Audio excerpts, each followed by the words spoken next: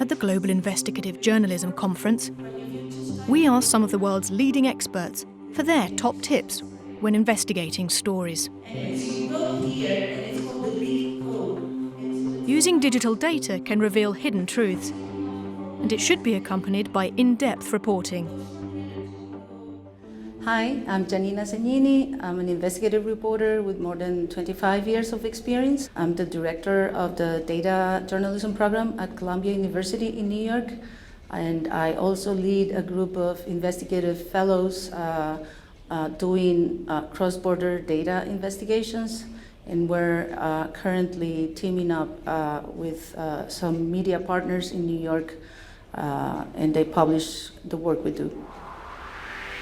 In order to investigate, you need to connect the dots. So my first tip would be just that. Connecting the dots involves collecting pieces of information from multiple sources and making sense of it to find hidden patterns and outliers that ultimately can lead to relevant stories.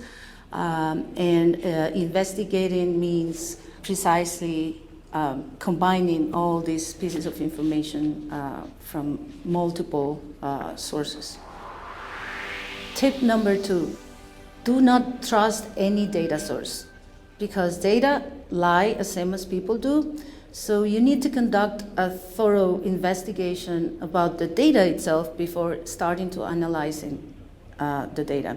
One of the ways to do that is looking into how complete is the data, if it represents the time frame that you are investigating, also sorting by different fields, looking into the extreme values. Sometimes they could be typos and mistakes in the data. And then obviously is finding out who and why collected the data, what's the purpose of it, who paid for it. So all these quality assessment has to be done before you start analyzing the data. Tip number 3, before you start analyzing the data, you have to use your imagination. Imagine how the data was collected, by whom, was there any form involved? If so, then it's good to have access to that form and to see the questions that were asked. Having access to the source of the data collection allows you to make a better assessment and to ask much better questions. Tip number 4, data is full of acronyms and codes, and you need to know what they mean before digging into the data.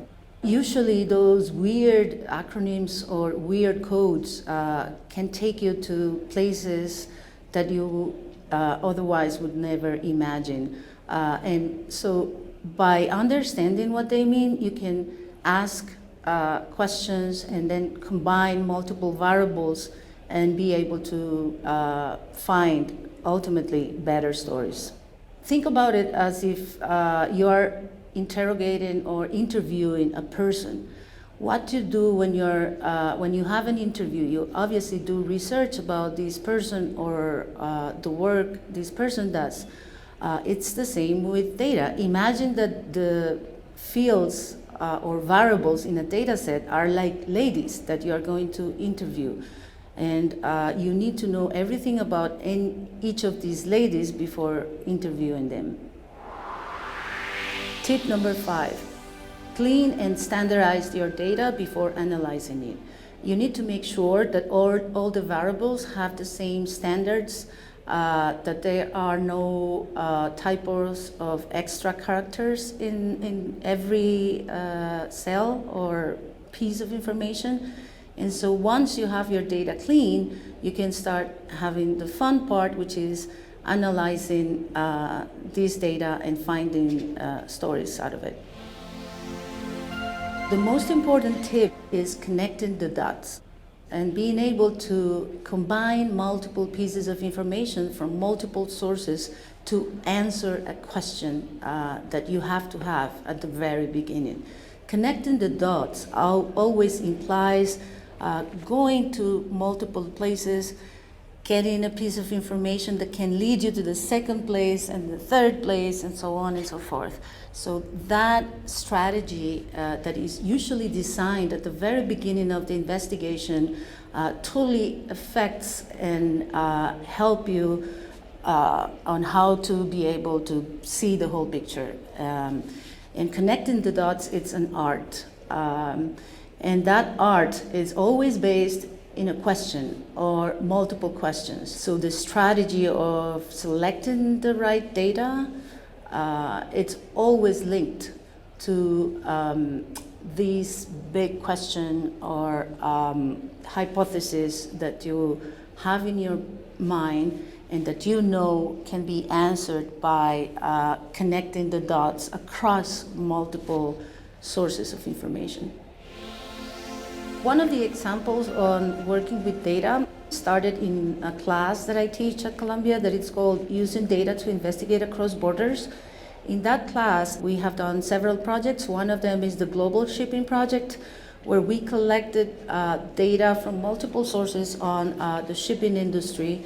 And as a result, we were able to publish multiple stories, one of them related to the cruise industry and how, so we collected data on every single cruise ship in the world and looked into different patterns and variables about each of them. So we were able to prove how this industry is unregulated, how they lobby to avoid regulation. One of the findings that it's not a secret is how every single ship owned by cruise companies in the US is registered in an offshore country. So that means that if you take a cruise and once you are inside the boat, everything that happens there is regulated by the legislation of the country where the ship is registered. That's why there's abuse in terms of labor. International crimes happening in a cruise ship are usually not investigated necessarily in the country where you're from, but in the country where the ship is registered. So all these findings and more patterns were discovered by a group of students at Columbia who collected the data from multiple open source and commercial databases, and we followed all the process from collecting, cleaning, processing, and interrogating the data till contrasting this data with reality.